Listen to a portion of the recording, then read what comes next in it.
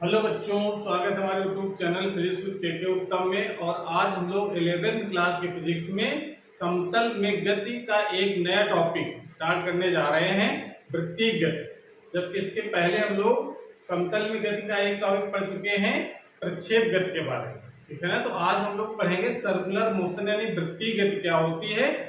तो वृत्तीय गति तो पढ़ेंगे, साथ साथ में वृत्तीय गति से रिलेटेड जो टर्म है कि कोणीय विस्थापन क्या होता है, कोणीय वेग क्या होता है, रेखीय वेग और कोणीय वेग में क्या रिलेशन है, ये आज हम लोग जानेंगे। ठीक है, तो शुरू करते हैं वृत्तीय गति के बारे में। तो वृत्तीय गति का मतलब होता है किसी वस्तु का चक्करदार घूमना, यानी चक्करदार जो गति होती है उसको हम लोग वृत्तीय गति कहेंगे। जैसे अगर कोई कण है किसी स्थिर बिंदु के चारों ओर वृत्तीय पथ पर चलने लगे, ठीक है ना, तो उसको गति को हम लोग वृत्तीय गति कहेंगे।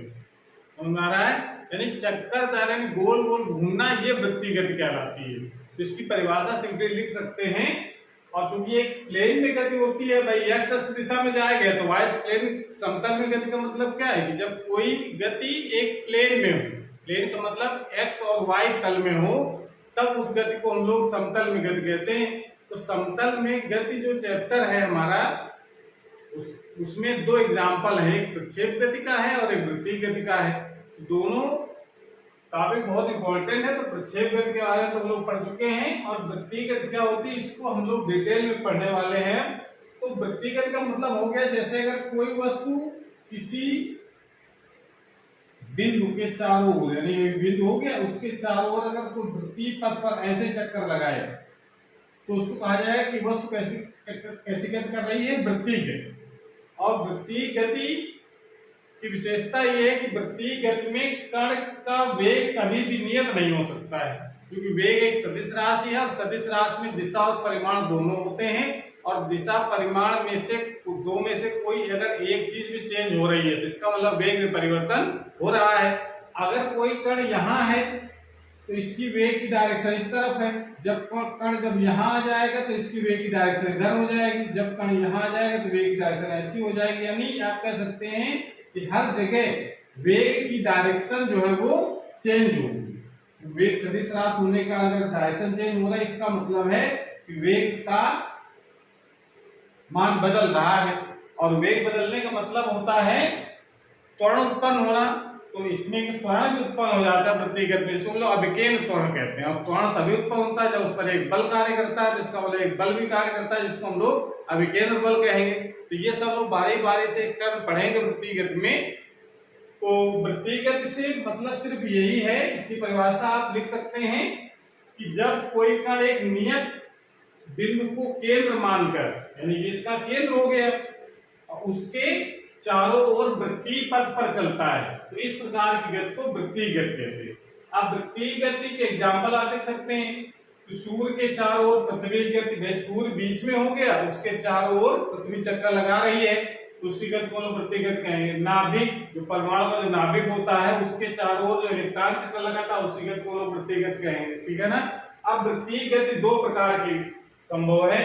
एक होती है एक समान वृत्तीय गति यानी यूनिफॉर्म सर्कुलर मोशन, और एक होता है असमान वृत्तीय गति। ये क्या के दोनों में क्या डिफरेंस है? देखिए अभी हमने बताया कि किसी भी कण का अगर वृत्तीय गति कर रहा है तो उसका वेग नियत नहीं होता है। वेग नियत न होने से मतलब वेग नियत तब होगा जब उसका परिमाण और दिशा दोनों नियत हो, दोनों चेंज ना हो रहे हो, तो उसको कहेंगे कि नियत वेग से गति कर रहा है। पर वृत्तीय गति में हमने बताया कि वृत्तीय गति में उसका परिमाण तो नियत हो सकता है, एक समान चाल तो हो सकती है, लेकिन एक समान वेग नहीं हो सकता। तो जब एक समान चाल से चक्कर लगाएगा, एक समान वेग तो पॉसिबल है नहीं है वृत्तीय गति में, एक समान चाल से चक्कर लगा रहा होगा, ठीक है ना, और दिशा तो लगातार चेंज होती रहेगी, लेकिन एक समान चाल से चक्कर जब लगाएगा तो उसको कहेंगे हम लोग एक समान वृत्तीय गति। और जब असमान चाल से चक्कर लगाएगा वेग भी कम जाता है, परिमाण उसका यानी परिमाण, वेग परिमाण मतलब चाल, तो चाल भी अगर कम ज्यादा हो रही है, घट बढ़ रही है, तो उसको कहेंगे हम लोग असमान वृत्तीय गति। ठीक है ना, जिसकी परिभाषा हम लिख सकते हैं, तो नोट कर लीजिए, परिभाषा लिखवा देते हैं एक समान वृत्तीय गति की। नोट कर लिया।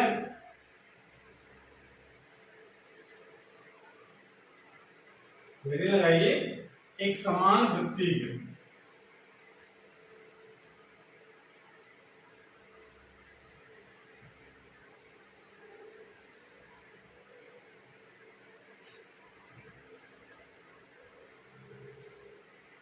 नंबर एक समान वृत्तीय गति, समान वृत्तीय गति। तो इस यानी यूनिफॉर्म सर्कुलर मोशन, तो इसमें परिभाषा जो वृत्तीय गति है उसमें थोड़ा सा अपनी बात और शामिल करते हैं, तो ये एक समान वृत्तीय गति परिभाषा हो जाएगी, ठीक है ना। तो कैसे इसको लिखा जाएगा, जब कोई कण एक निश्चित बिंदु को केंद्र मानकर उसके चारों ओर एक वृत्तीय पथ पर, अब वृत्तीय पथ पर तो चलना चाहिए, साथ में यहां पर थोड़ा सा ऐड करना पड़ेगा हमको,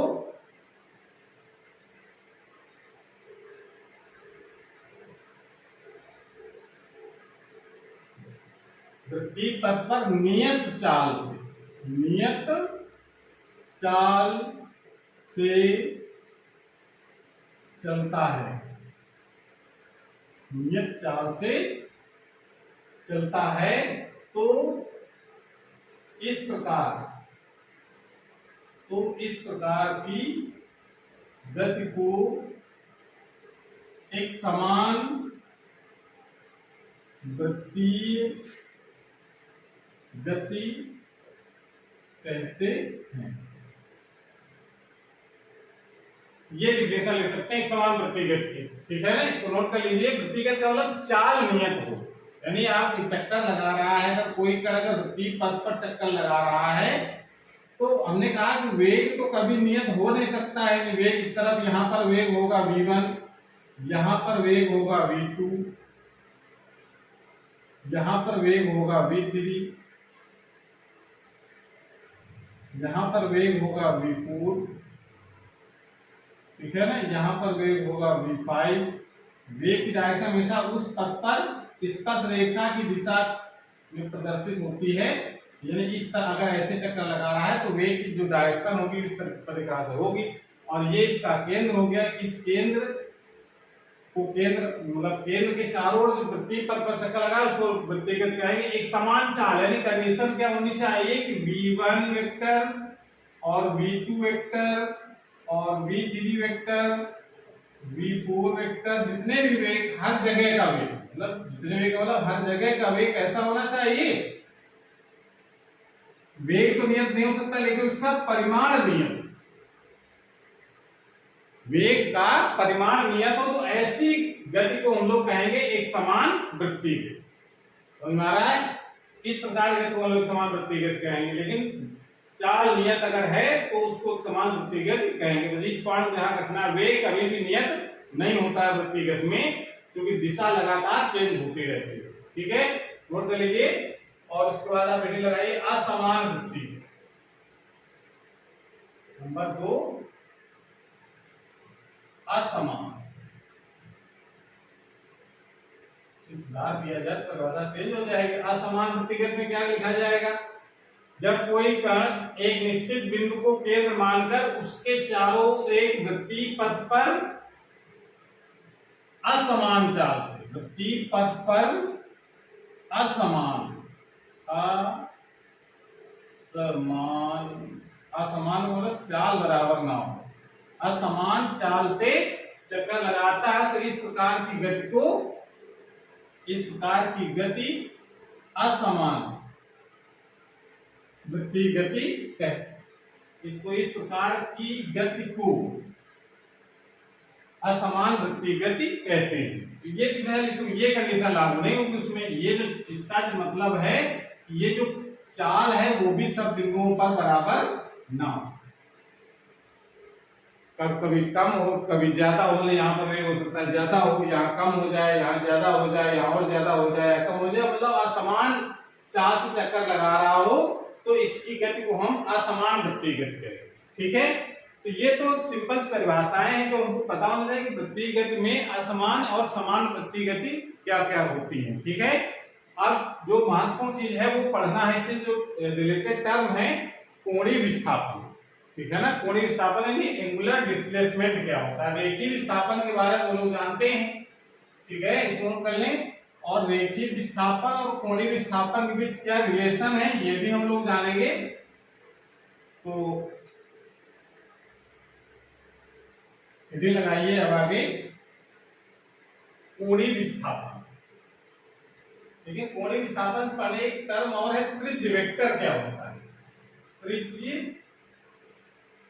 वेक्टर।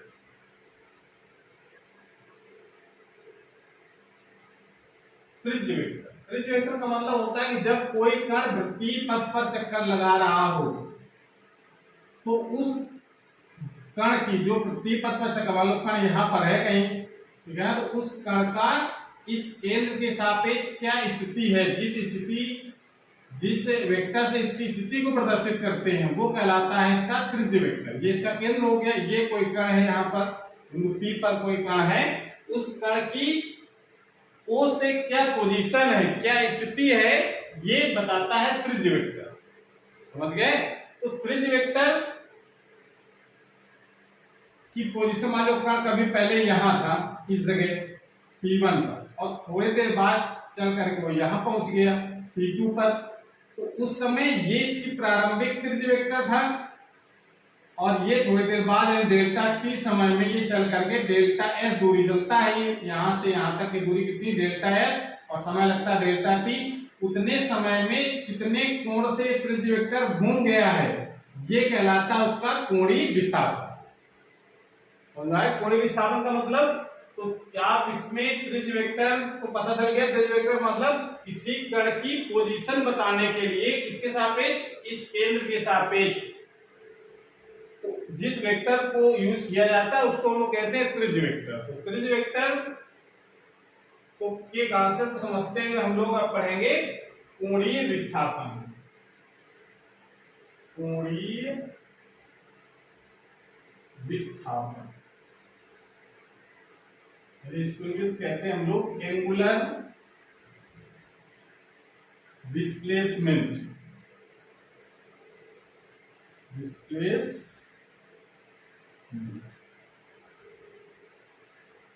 एंगुलर डिस्प्लेसमेंट का मतलब वृत्तीय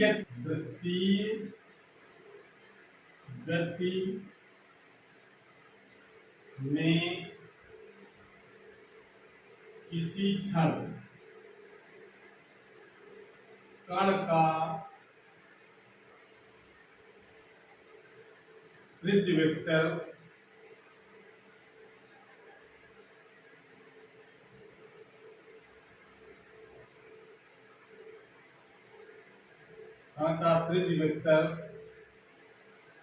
r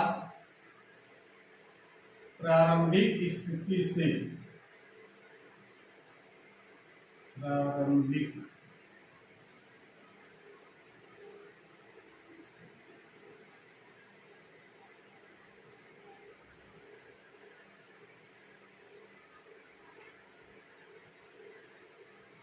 स्थिति से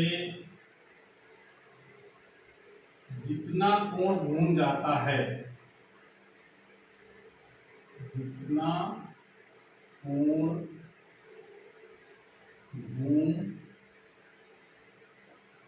जाता है उसे उस क्षण कण का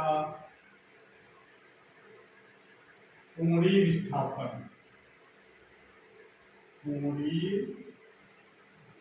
विस्थापन डेल्टा थीटा कहते हैं।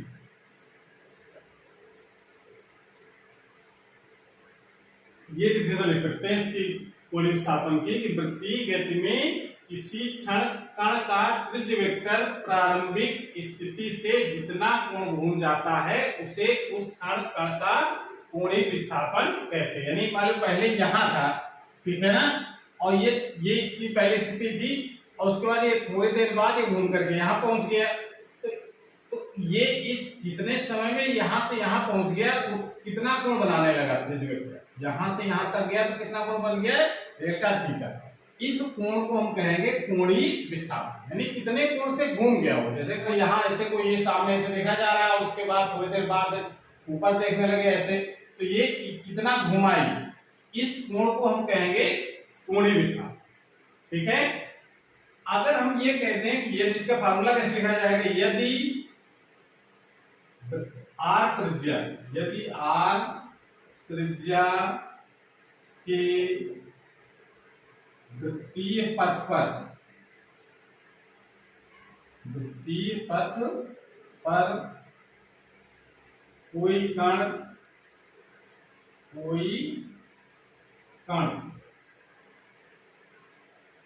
यदि आर त्रिज्या के वृत्तीय पथ पर कोई कण डेल्टा टी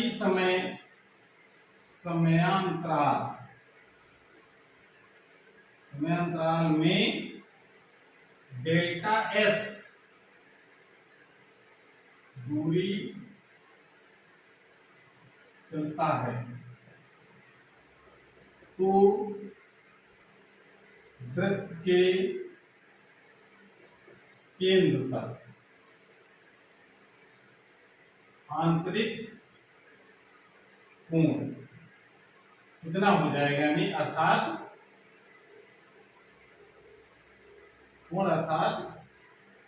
कोणीय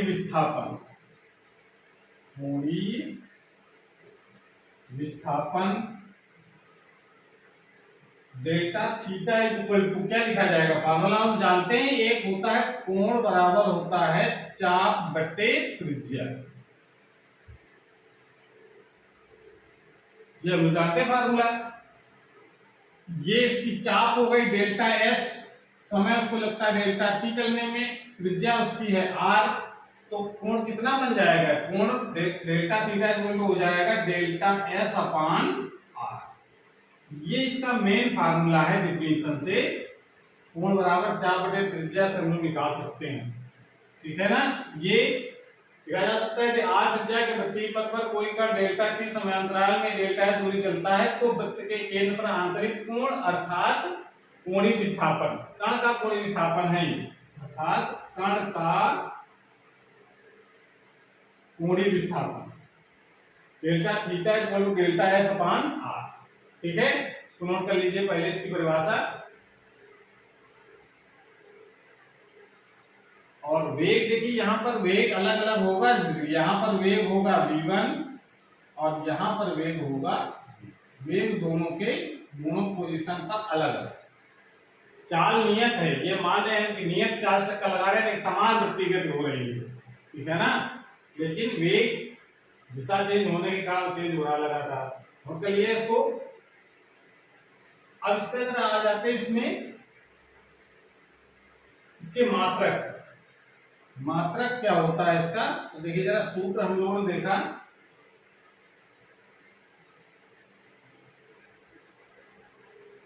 कोणीय विस्थापन डेल्टा थीटा इक्वल टू होता है डेल्टा एस अपॉन आर। तो मात्रक क्या हो जाएगा इसका, ये तो मेन फार्मूला हो गया। मात्रक क्या लिख सकते हैं इसको, तो लिखो सूत्र के साथ मात्रक क्या लिखा जाएगा, यानी कोणीय विस्थापन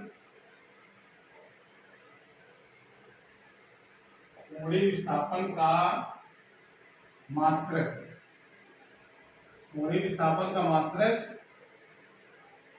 रेडियन होता है, ये एसआई मात्रक है इसका, ठीक है ना। बाकी कोण का जो मात्रक डिग्री होता है वो तो होता ही है, ठीक है ना। तो अगर हम चेंज करना चाहें, डिग्री एक मात्रक होता है कोण का, कोणीय विस्थापन मात्रक रेडियन होता है। अगर हम कहेंगे कोण का मात्रक हम डिग्री में नापेंगे, तो ये तो हमको पता है कि 360 डिग्री बराबर होता है 2 पाई रेडियन, या 360 180 कर कहते हैं, तो ये पाई रेडियन हो जाएगा, ठीक है ना, ये रेडियन में है, तो इसको कन्वर्ट कर सकते हैं आसानी से। अगर ये चीज अगर आपने याद कर रखी है, तो हम डिग्री को रेडियन में, रेडियन को डिग्री में चेंज कर सकते हैं, ठीक है ना। और अगर आधा कर दे, 90 कर दे, तो ये हो जाएगा 5/2। तो इस तरीके से आप निकाल सकते हैं जैसे चाहे। अगर ये याद है कि 180 में पाई रेडियन होते हैं या 360 में 2 पाई रेडियन होते हैं, तो हम जिसको चाहेंगे उस डिग्री को रेडियन में या रेडियन को डिग्री में चेंज कर सकते हैं। क्लियर हो गया ना। यानी आप कह सकते हैं कि कोणीय विस्थापन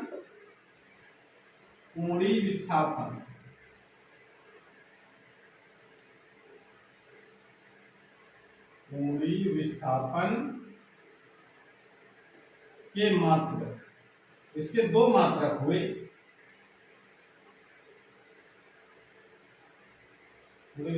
एक हो गया रेडियन, जिसको हम लोग ये एसआई मात्रक होता है, ठीक है ना, एसआई यूनिट हो गई ये, और एक होता है डिग्री या अंश, जिसको हम लोग कहते हैं 50 अंश, 40 अंश, ये इसकी डिग्री है। लेकिन कन्वर्ट कर सकते हैं इस तरीके से, ठीक है। तो इस तरीके से आप ये इसका मात्रक भी ध्यान रखना है, और क्या लोग जरूरी जो ध्यान रखना है वो है कोणीय विस्थापन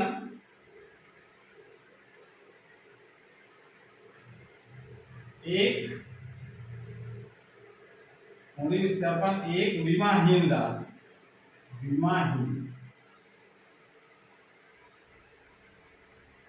विमाहीन राशि, यानी अगर हम विमा का लिखना भी चाहें अगर, तो विमा क्या लिख देंगे, m की पावर 0, l की पावर 0, t की पावर 0, ये इसकी विमा हो जाएगी, ठीक है ना। तो जब 0 पावर लगी इसका नाम कोई इसकी विमा नहीं होती, मात्रक तो होता है रेडियन, लेकिन विमा नहीं होती, ठीक है। इसको नोट कर लो। उसके बाद एक चीज और महत्वपूर्ण चीज ये है, कोणीय विस्थापन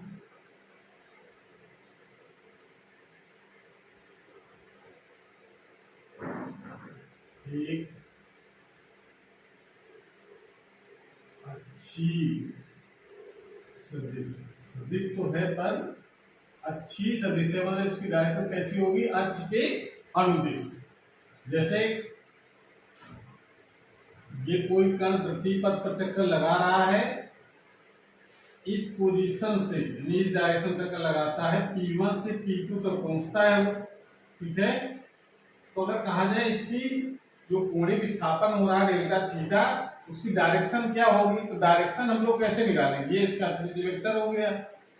डायरेक्शन कैसे निकाली जाएगी, उसको दाहिने हाथ के अंगूठे के नियम से निकालेंगे। दाहिने हाथ का अंगूठे नियम क्या कहता है कि अगर हम उंगलियां और अंगूठा दोनों परस्पर लंबवत रखें ऐसे, तो उंगलियों को गति की दिशा में मोड़ना है, तो अंगूठा जिस डायरेक्शन में होगा उस दिशा में कोणीय विस्थापन की दिशा होगी। जैसे अगर हम ऐसे रख करके इस कण की गति की दिशा में उंगलियों को मोड़े ऐसे, भाई कण P1 से P2 तरफ जा रहा है तो ऐसे मोड़िए, अंगूठा जिस दिशा में होगा तल के लंबवत बाहर की तरफ, तो डायरेक्शन इसकी जो डेल्टा थीटा होगी वो अक्ष के अनुदिश तल के लंबवत बाहर की तरफ होगी, इसलिए उसको अच्छी सदिश कहते हैं, ठीक है ना।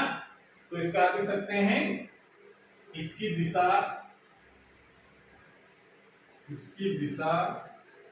दाहिने हाथ के अंगूठे के नियम से ज्ञात की जाती है। यदि अगर इस डायरेक्शन में उल्टा घूमने लगे, मान लो डायरेक्शन चेंज हो जाए इसकी ऐसे, और फिर कहा जाए आप बताओ डायरेक्शन क्या होगी डेल्टा थीटा की, तो आप उंगलियों को ऐसे घुमाएंगे, P2 से P1 तरफ लाएंगे, तो डायरेक्शन होगी अंगूठे के तल के लंबवत अंदर की तरफ। तो चूंकि जो कोणीय विस्थापन है उसकी डायरेक्शन जो हो जाएगी वो तल के लंबवत अंदर की तरफ होगी। इस प्रकार से इसकी डायरेक्शन को हम लोग ज्ञात कर सकते हैं, ठीक है। तो हेडिंग लगाइए कोणीय वेग। कोणीय वेग मतलब एंगुलर वेलोसिटी,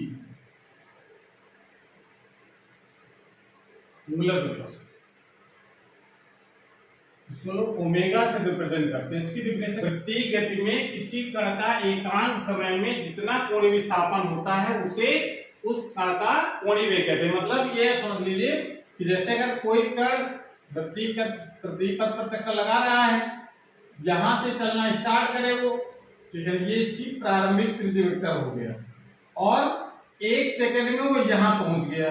1 सेकंड में जब ये एक समय कितना होना चाहिए, 1 सेकंड, 1 सेकंड में जितना ये कोणीय विस्थापन होगा वो उस कण का कोणीय वेग कहलाएगा, जिसको हम लोग ओमेगा से प्रदर्शित करते हैं। ठीक है ना, इसे ओमेगा से प्रदर्शित करते हैं।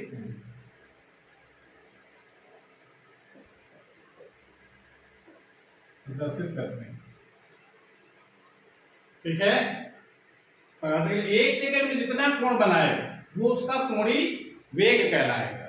एक सेकंड में जितना कोणीय विस्थापन हो उसको हम लोग कोणीय वेग कहेंगे। रेखीय वेग मतलब एक सेकंड में जितना रेखीय विस्थापन होता है उसको रेखीय वेग, एक सेकंड में जितना कोणीय विस्थापन होता है उसे कोणीय वेग कहते हैं। तो वृत्तीय गति में किसी कण का एकांक समय में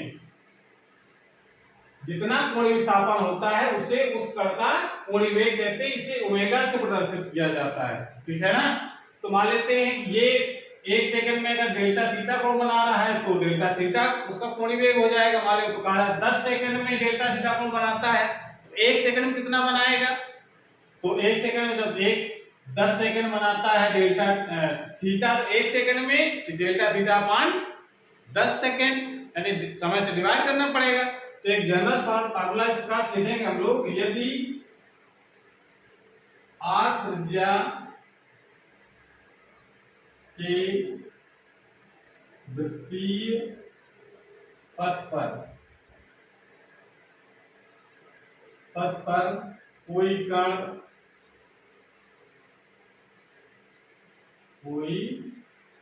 r त्रिज्या के वृत्तीय पथ पर कोई कण डेल्टा t समय में डेल्टा s दूरी चलता है तो कण का कोणीय वेग omega is equal to delta theta upon delta T. ये इसका फार्मूला आ जाएगा। समझ आ गया भाई, जैसे वेग v equal to delta s upon delta T होता है, रेखीय विस्थापन बटे समय अंतराल, ये होता है रेखीय वेग के बराबर। उसी प्रकार से इसको हम लोग लिख सकते हैं ओमेगा इक्वल टू कोणीय विस्थापन बटे समय अंतराल, यानी कोणीय विस्थापन इतना हो गया और ये तो एक सेकंड में जितना कोण बनाएगा, तो यहाँ डेल्टा टी का मान अगर एक सेकंड हो जाए तो डेल्टा थीटा ओमेगा के बराबर हो जाएगा। ठीक है, ये इसके बाद और ये भी कंडीशन, यदि ये तो समय बहुत ज्यादा हो गया था, यदि कहा जाए कि डेल्टा टी यानी जो डेल्टा टी अति सूक्ष्म है, डेल्टा जो समय अंतराल है अति सूक्ष्म, यानी ये अति सूक्ष्म होने का मतलब अति सूक्ष्म है, अर्थात डेल्टा टी टेंड्स टू 0, तो मतलब अगर समय अंतराल बहुत कम हो गया, ये देखा जाए तो ये औसत कोणीय वेग हुआ जब डेल्टा टी का मान बहुत ज्यादा है। लेकिन अगर डेल्टा टी का मान बहुत कम हो, लगभग किसके बराबर हो, 0, लेकिन 0 ना हो, 0 के बराबर, लगभग बराबर हो। ठीक है ना, एकदम बराबर तो नहीं हो सकता है, लेकिन करीब हो 0 के, यानी बहुत ही सूक्ष्म हो। उसका मतलब ये यदि डेल्टा टी सूक्ष्म है अर्थात डेल्टा टी टेंड्स टू 0 है तो कण का कोणीय वेग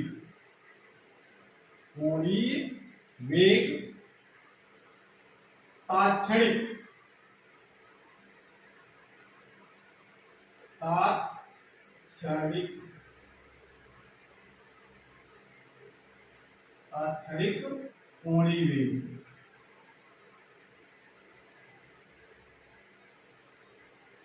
कहलाता है।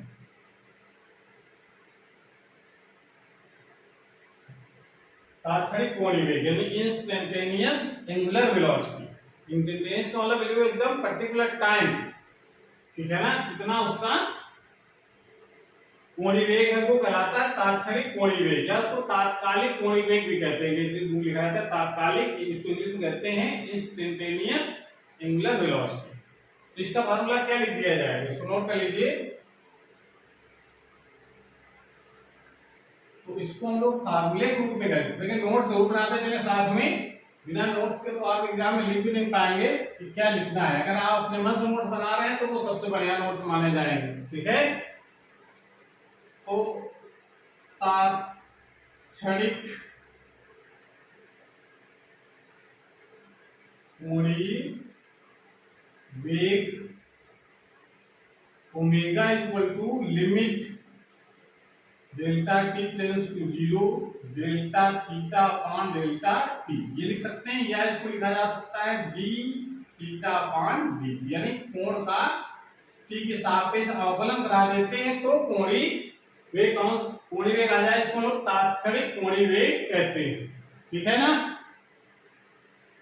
तो अब इसके बाद अगर मात्रा की क्या होगा, ये बात क्लियर हो गई कि डेल्टा टी अगर बहुत कम है तो उसी कोणीय वेग को हम लोग क्या कहते हैं, तात्क्षणिक कोणीय वेग या इंस्टेंटेनियस एंगुलर वेलोसिटी। मात्रक क्या हो जाएगा ओमेगा का, ओमेगा का मात्रक, ओमेगा का मात्रक हो जाएगा रेडियन प्रति सेकंड, यानी एक सेकंड में कितना कोण बना रहा है, रेडियन प्रति सेकंड, तथा विमी सूत्र, विमी सूत्र रेडियन तो कोई मात्रा विमा होती नहीं है, अब टी ऊपर चला जाएगा t-1, जो आवृत्ति का जो विमा होती है वही कोणीय वेग जो मेरा का मात्रक रेडियन प्रति सेकंड या कोणीय विमी सूत्र t दिवस होता है। दूसरी महत्वपूर्ण चीज ये है ओमेगा एक सदिश राशि, ओमेगा एक ये भी अच्छी सदिश है, जैसे कोणीय विस्थापन था उसी प्रकार से ये भी है, ओमेगा एक अच्छी का मतलब अक्ष के अनुदिश इसकी डायरेक्शन है, ओमेगा एक अच्छी सदिश है जिसकी दिशा भी तुमने बताया था बिल्कुल सेम वही दिशा होगी इसकी, जिसकी दिशा दाहिने हाथ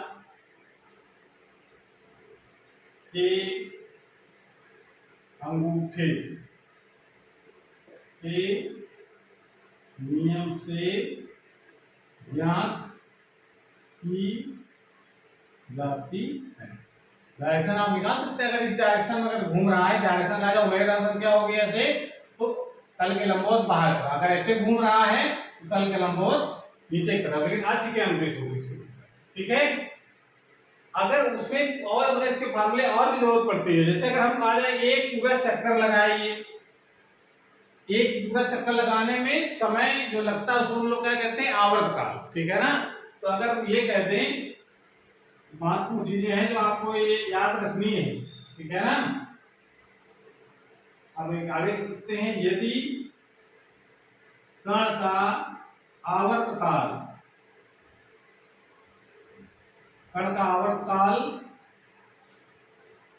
कैपिटल टी है तो कण का कोणीय वेग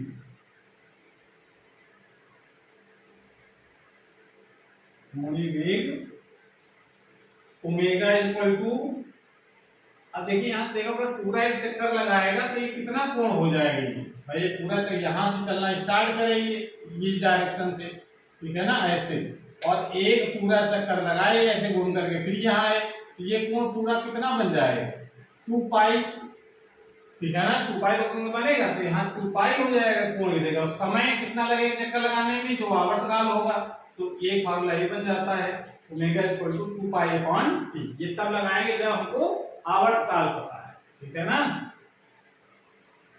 क्लियर हो गया, नोट कर लीजिए इसको। और एक फार्मूला इसका और है, यदि कण 1 सेकंड में n चक्कर लगाता है, सेकंड में n चक्कर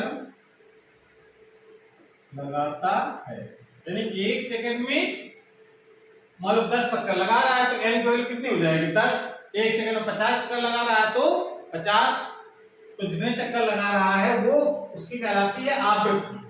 तो ये जानते हैं कि n इक्वल टू जो होता है वो 1/t के बराबर होता है, तो कोणीय वेग कितना हो जाएगा इसका,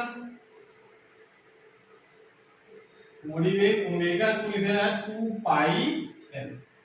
ये फार्मूला भी आपको ध्यान रखना है। जब हमको 1 सेकंड में चक्करों की संख्या पता है तो हम लोग 2 पाई एल लगाएंगे। एक चक्कर लगाने में जितना समय लगता है, अगर वो फार्मूला वो अगर पता है तो हमको ओमेगा निकालने के लिए ओमेगा 2 पाई अपॉन टी लगाना पड़ेगा। ठीक है ना। तो इस प्रकार से हम लोग ये कोणीय वेग के बारे में हम लोगों ने पढ़ लिया। लगाइए रेखीय वेग, रेखीय यानी सरल रेखा में किसी कण का 1 सेकंड में जितना रेखीय विस्थापन होता है उसे उस कण का रेखीय वेग कहते हैं। ठीक है। तो अगर हम इसका फार्मूला लिखना चाहें तो क्या लिखेंगे, v इक्वल टू लिखा जाएगा delta s upon delta t, ये लिखा जाएगा। अब इसमें भी अगर कंडीशन लगाते हैं, ये इसका रेखीय वेग हो गया। और यदि इसमें कंडीशन लगाते हैं, यदि डेल्टा t टेंड्स टू 0 है तो कण का रेखीय वेग तात्क्षणिक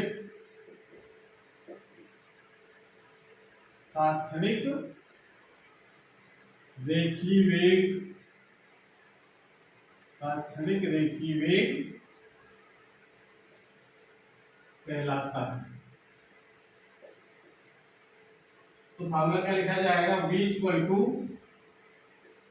limit delta t tends to 0 delta s upon delta t, या लिख सकते हैं v equal to ds upon dt। ये सब जो हम लोग इसके पहले जो चैप्टर था हमारा एक समान रेखीय गति, उसमें ये डिफिनेशन हो चुके हैं। बस रिवाइज के तौर पर ये आपको ध्यान रखना है कि रेखीय वेग क्या होता है। ठीक है ना। तो मात्रा इसका मीटर पर सेकंड हो जाएगा और वेग एक सदिश राशि है और जिसकी डायरेक्शन जो है गति की दिशा में होती है रेखीय वेग की, जबकि कोणीय वेग की डायरेक्शन अक्ष की दिशा में होती है। अब हेडिंग लगाइए, तो बहुत महत्वपूर्ण चीज है कि रेखीय वेग और कोणीय वेग में समझ आ रहे हैं। रेखीय वेग यानी v तथा कोणीय वेग, मतलब ओमेगा में संबंध, क्या रिलेशन है v और r के बीच में, v और ओमेगा के बीच में। तो फार्मूला तो आपको पता है v equal to r omega होता है, लेकिन उसको कैसे डिराइव किया जाएगा ये आपको लिखना है। तो आप इसमें लिखेंगे, भाषा लिखा जाएगा। मान लेते कोई कण वृत्तीय पथ पर चक्कर लगा रहा है ऐसे, जिसका केंद्र हो गया वो कण यहां से चलना स्टार्ट करे वो P1 से, ये इसका त्रिज्या हो गई और ये डेल्टा t समय में ये घूम करके P2 पर आ जाता है और कितनी दूरी चलता है पथ पर, डेल्टा s के कोण कितना बन रहा है तो मान लेते हैं डेल्टा थीटा। ठीक है ना। तो इसी बात को जरा भाषा के रूप में कैसे लिखा जाएगा, माना कोई कण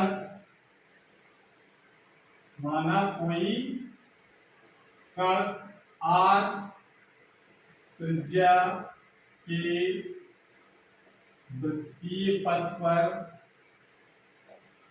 डेल्टा t समयांतराल में डेल्टा s दूरी चलता है तो कण का कोणीय विस्थापन, कण का कोणीय विस्थापन कितना हो जाएगा, वो परिभाषा से हम लोग जानते हैं। कोणीय विस्थापन परिभाषा से डेल्टा थीटा इक्वल टू होता है डेल्टा s अपॉन r। ठीक है ना। ये परिभाषा सूत्र जानते हैं हम लोग। कण का कोणीय विस्थापन हो जाएगा delta theta equal to delta s upon r। इसमें हम डेल्टा t से दोनों ओर भाग देंगे, डेल्टा t से, ये पॉइंट आपको ध्यान रखना है, दोनों ओर भाग देने पर जरा भाग दे दो तो delta theta upon delta t is equal to लिख सकते हैं 1 upon r delta s upon delta t, ये लिखा जा सकता है। अति सूक्ष्म अंतराल के लिए, अति यानी समय अगर बहुत कम का ले लिया जाए, अति सूक्ष्म समय अंतराल,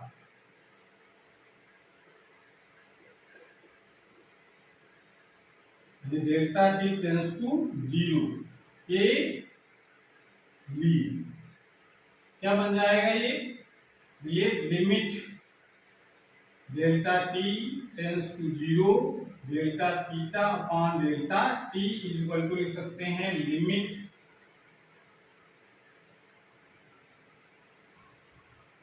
one upon R limit delta T tends to 0 delta S upon delta T.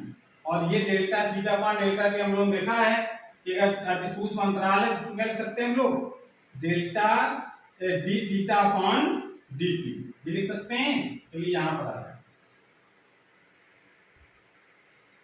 Delta T tends to 0, इसको हम लोग यहां पर कर लेते हैं।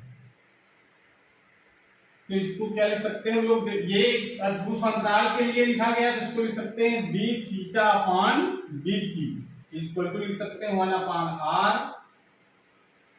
D S upon D T, ये लिखा जा सकता है। और ये क्या किसके बराबर होता है, ये कोणीय वेग परिवर्तन की दर यानी एकांक समय में कितना कोणीय विस्थापन हो रहा है उसको क्या कहते हैं हम लोग ओमेगा, यानी कोणीय वेग हो गया ये 1 अपॉन आर, ये क्या हो जाएगा रेखीय विस्थापन परिवर्तन है तो ये हो जाएगा रेखीय वेग, ऐसे लिख सकते हैं। या इसको लिखा जा सकता है v equal to R omega, पक्षांतर करेंगे तो v equal to R omega लिख सकते हैं। ठीक है, तो इस प्रकार से हम लोग लिख सकते हैं ये रिलेशन होता है रेखीय वेग और कोणीय वेग के बीच। क्लियर हो गया ना। केवल आपको यहाँ शुरुआत देखो एक बार बता दें, शुरुआत आप किससे करनी है, कोणीय विस्थापन की परिभाषा से स्टार्ट करना है, delta theta upon delta S upon R से, फिर दोनों ओर डेल्टा टी से भाग दे दें, डेल्टा टी से दोनों ओर भाग देने पर डेल्टा दोनों डिवाइड कर दिया, फिर लिमिट लगा दी हमने डेल्टा टी टेंड्स टू 0, तो ये कन्वर्ट हो गया डी थीटा अपॉन dt में और ये ds अपॉन dt में। अब ये जो d theta upon dt omega के बराबर होता है, ds upon dt v equal to होता है, तो इसको पता करके v equal to r omega लिख सकते हैं। बहुत सिंपल है। ठीक है, तो अब ये चीज है। अब इसमें अगर वेक्टर फॉर्म में अगर लिखना हो इसको नोट कर लीजिए पहले, अगर ये कहें इसको वेक्टर फॉर्म बताओ क्या होगा, वेक्टर रूप में इसको लिखते हैं हम लोग v vector equal to omega vector cross R. अगर वेक्टर फॉर्म के लिखने की बात आए तो आप इस प्रकार से लिखें। क्यों ऐसा लिखेंगे, क्योंकि यहां पर ये जो v की जो डायरेक्शन होगी, ये v की डायरेक्शन और v की डायरेक्शन ऐसी नहीं होगी। v की डायरेक्शन देखिए, v की डायरेक्शन तो ऐसी है, इसमें v की डायरेक्शन यहाँ ऐसी है, यानी v की जो डायरेक्शन है और त्रिज्य वेक्टर की जो डायरेक्शन है, इनके बीच एंगल कितना बन रहा है, ये 90 डिग्री। ये तो 90 डिग्री बनेगा ना हमेशा, r वेक्टर और v वेक्टर के बीच तो 90 डिग्री कोण बन रहा है। और ओमेगा जो है वो इसके लंबवत है, यानी तीनों एक दूसरे के लंबवत हो गए। ये इसके लंबवत और ये इसके लंबवत समझ आ रहा है, यानी ये तीनों एक दूसरे के लंबवत हैं, तभी तो ये ओमेगा क्रॉस आर लिखा गया है। तो इसका मतलब omega cross R a cross b vector का मतलब क्या होता है कि a cross b vector direction वही होती है जो a और b दोनों के लंबवत हो। तो इस प्रकार से लिख सकते हैं v equal to omega vector cross R. समझ आ रहा है। तो इस प्रकार से आप इसको दिखा सकते हैं कि तीनों एक दूसरे के लंबवत डायरेक्शन होगी, v ओमेगा और r ये तो एक दूसरे के लंबवत हैं ही ऐसे, और ओमेगा इस डायरेक्शन होगी ना ऐसे अच्छी सदिश है ओमेगा, और r इस डायरेक्शन में है, तो ये तो लंबवत हो गए दोनों। v इस r और v ये दोनों परस्पर लंबवत है। ठीक है ना। इस प्रकार से ये ध्यान रखना है कि कोणीय वेग अगर वेक्टर फॉर्म में लिखना हो रेखीय वेग के साथ में तो v vector equal to omega vector cross r vector लिखा जाएगा।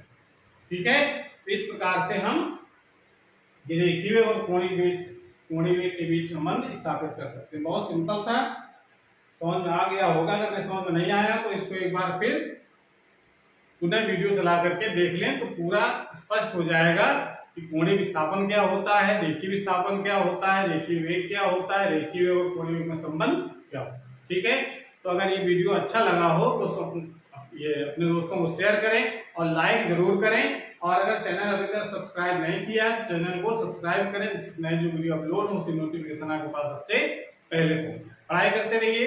Thank you.